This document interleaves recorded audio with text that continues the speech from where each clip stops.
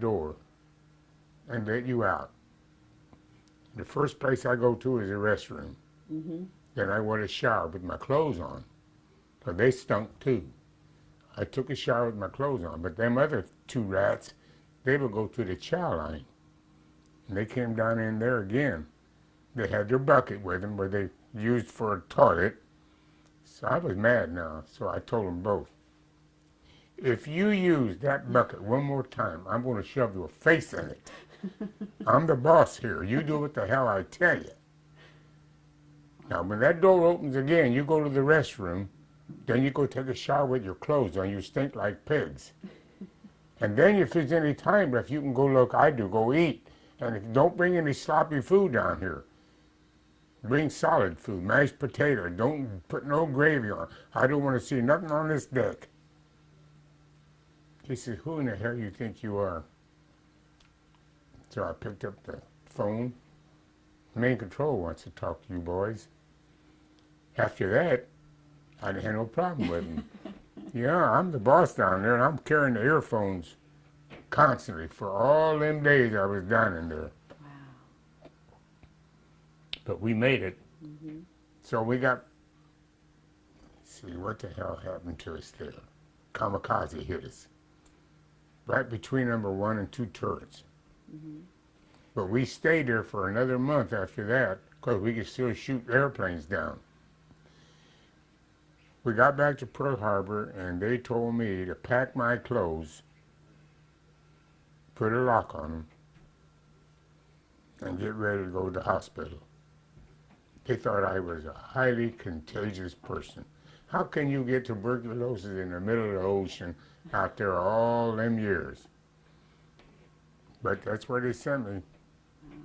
Now, did you lose anyone there? Lose any friends of yours? Here I am, still 88. Yeah. Well, I mean, in Pearl Harbor, did you lose friends there? Oh, the yeah. day? Yeah. My best friend got hit with that kamikaze. You couldn't even find him. He was a real good guy. He worked for the company. Christmas time, I'd call him up. You want to come down and sing some songs with us? He says, how much you want? Bring 5 gallons of ice cream. So he comes down there. Hey, I got a shipmate. He's dead now. I got his picture in my bedroom. His daughter calls me once in a while. I'm going to send her a Christmas card. I got it all laid out there. All I got to do is get some stamps. And he was a guy that preached all the time. He was a Bible. I called him a Bible humper. He always sat there with that Bible. Vance, come over here and said, if I want to go to church, I go to church on Sunday. Why do I got to go every day? So when John brought this ice cream down, we had a party, just a 2-room, and we were singing Christmas songs. It was Christmas time. We had a guy playing a guitar, Mm-hmm. and this Bible humper come up and put his arm around me. You're not such a bad guy, are you? Those things you remember. Yeah. Yeah. He was a nice old guy. Wow. She called me up and she said, you know my dad? I said, what do you mean, do I know your dad? Well, he was on the Maryland. I said, you know, how big is that town you live in? She said, about 1,200. Well, we had 3,400 men on our ship. That's just like a city. I don't know everybody. But you just tell me what division he was in and what his name is. And when she said he was in the A division, machine shop, hey, you're getting close. What was his name now? And she told me. I said, did your dad have a whole lot of hair all over his body? She said, you knew my dad, didn't you? Well, you know, you don't wear a shirt all the time. It's hot. Right. You're down in the deck, below decks. There's no air conditioning. I remember one time I was fixing a water cooler up on a bridge because the gas leaked out. Every time you fire them guns, you get vibrations, and those fittings loosen up once in a while. But off to the port side, there was a little activity about 2,000 yards offshore. I went up and looked through that telescope. Oh my God, they got a whole bunch of Japs cornered. And then pretty soon I heard somebody go like this. Blip, blip, blip. I turned around and he said, that's for the bridge use only. I'm sorry, I use it. He said, what are you doing on the bridge? I'm fixing your water cooler so you could have some cold water. And just about that time, the Marines' tanks started firing 30-millimeter cannons, and the bullets were skipping on the water and hitting the side of the ship. And we were both laying there, and he looked at me face to face on the deck. He said, small world, isn't it? Yeah, them things don't have your name or my name on them. So when he stood up, he said, if you want to go ahead and look through there, go ahead. I said, the battle's over now. So I asked him, when your men up here get killed or wounded, why don't you let some of us boys down below decks that aren't doing much come up when we're not in a war or fighting and train us how to use these guns so we'll be able to replace them? You know what he told me? What?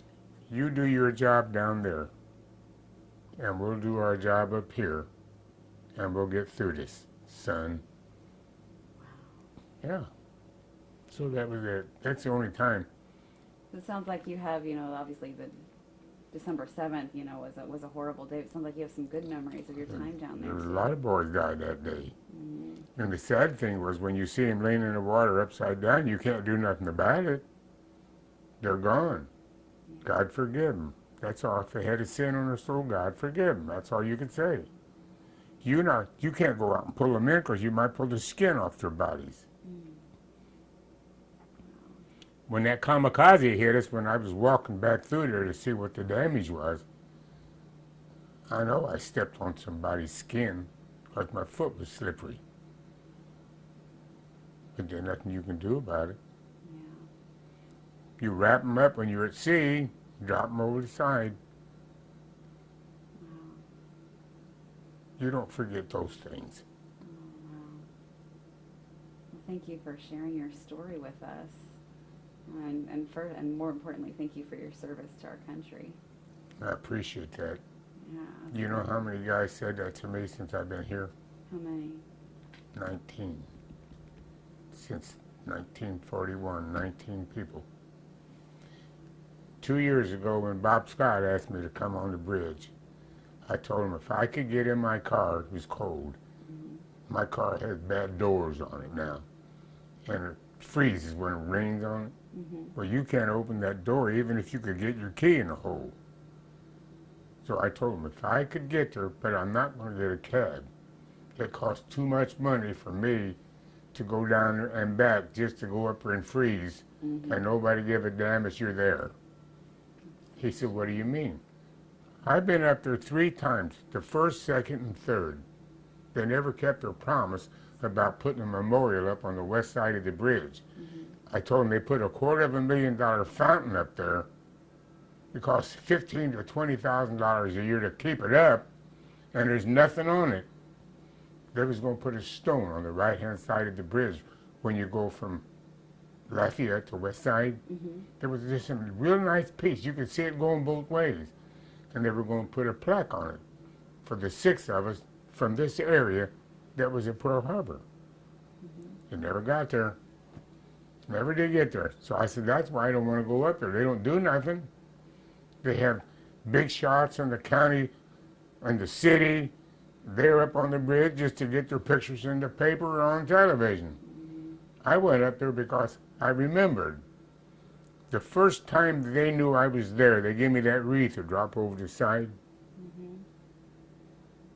They never asked for one time, was there anybody here from Pearl Harbor? I had to raise my hand up when my niece told me, what is Pearl Harbor? That broke my heart.